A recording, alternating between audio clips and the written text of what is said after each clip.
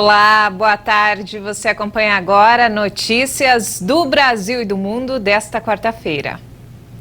E o governo federal admitiu a alta da inflação maior que o previsto na LDO e salário mínimo pode ir a R$ 1.210. O piso da remuneração deve subir cerca de 10%. A Secretaria de Política Econômica, vinculada ao Ministério da Economia, elevou de 8,4% para 10,04% a aposta de salto do Índice Nacional de Preços ao Consumidor em 2021. O indicador é responsável por medir a inflação das famílias mais pobres e serve como base para o reajuste do salário mínimo. Caso a expectativa seja confirmada, o piso da remuneração dos trabalhadores brasileiros pode subir dos atuais R$ 1.100 para R$ 1.210,44 em 2022. O valor representa um aumento de R$ 110,44 em relação ao salário mínimo atual. Também equivale a mais R$ 63,44 na comparação com os R$ 1.147 propostos inicialmente para 2022 na Lei de Diretrizes Orçamentárias. A explicação para esse reajuste é o impacto da inflação de 2021, puxada principalmente pela evolução dos preços dos combustíveis, dos alimentos e da energia elétrica. Apesar de maior, o valor deve representar o terceiro ano seguido em que o piso nacional não vai garantir uma reposição do poder de compra à população mais carente. E falando sobre coronavírus, olha só, amanhã a cidade de São Paulo começa a aplicar a dose de reforço da vacina contra a Covid, já com intervalo de 5 meses para as primeiras doses. Segundo a Secretaria Municipal da Saúde, vão ser usadas doses da Pfizer nessa nova fase. Na capital paulista, a partir desta quinta-feira, os maiores de 18 anos já começam a receber a dose de reforço com intervalo de 5 meses, depois de completar o esquema vacinal de 2 doses. Segundo o secretário municipal da Saúde, Edson Aparecido, a nova etapa de vacinação vai seguir a mesma orientação anunciada pelo ministro da Saúde, Marcelo Queiroga. Além da redução do intervalo entre doses, a pasta informou que, independentemente de doença pré-existente, idade ou função, a dose adicional está liberada para qualquer pessoa com mais de 18 anos. Antes, apenas idosos, imunossuprimidos e profissionais de saúde estavam autorizados. A prioridade vai ser para a imunização com uma vacina diferente da aplicada nas primeiras doses. O Ministério da Saúde vai usar preferencialmente a vacina da Pfizer, mas aplicará também a da Janssen e da AstraZeneca. No caso de quem tomou a vacina da Janssen, segundo orientações do governo federal, é importante que a pessoa retorne ao posto para tomar uma dose deste mesmo imunizante 2 meses depois de receber a primeira. E 5 meses depois dessa segunda aplicação, ela deve tomar então a dose de reforço. Isso porque estudos indicam o benefício da dose de reforço também para os vacinados com o imunizante da Johnson & Johnson, desenvolvido inicialmente como dose única. E nos destaques internacionais, o secretário de Estado americano Antony Blinken alertou sobre as crescentes ameaças à democracia durante uma visita à África, no momento em que o continente se torna palco de diversos golpes de Estado. A fala de Blinken veio durante um discurso no Quênia, na primeira etapa de uma viagem continental.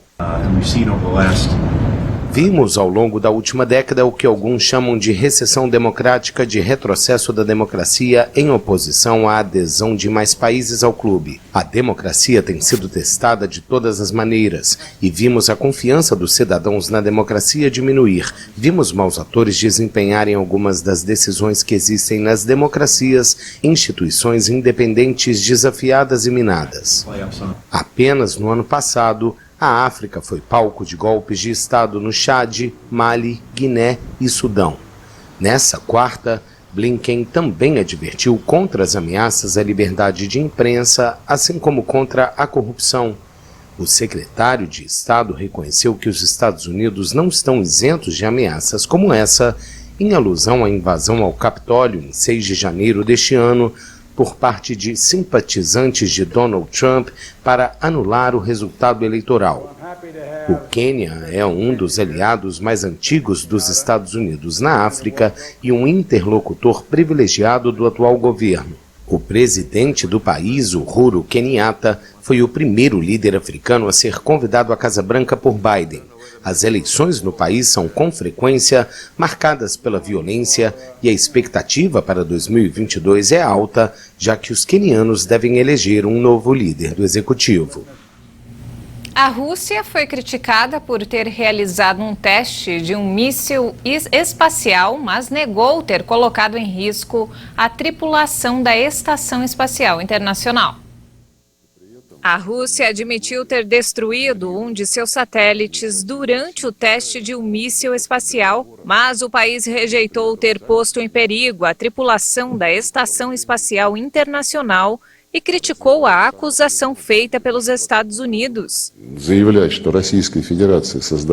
Declarar que a Federação Russa cria riscos para o uso pacífico do espaço é, no mínimo, hipocrisia. Não há fatos.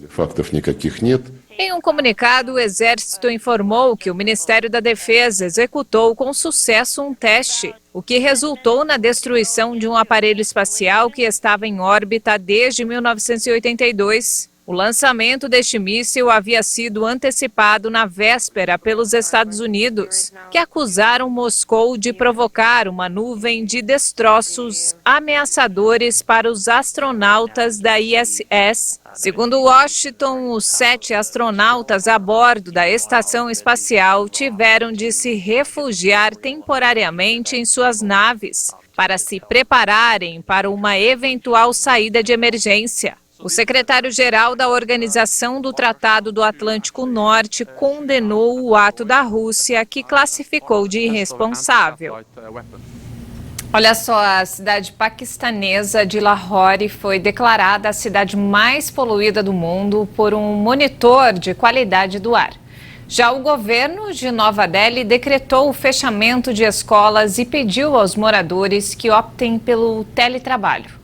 A concentração de partículas poluentes no ar da capital indiana chega a 30 vezes o nível máximo recomendado pela OMS. Moradores da localidade, sufocados pela poluição, imploram as autoridades para que tomem uma medida contra a crise. Tem muita fumaça e poluição aqui. Eu costumava passear com os meus filhos, mas já não os levo comigo.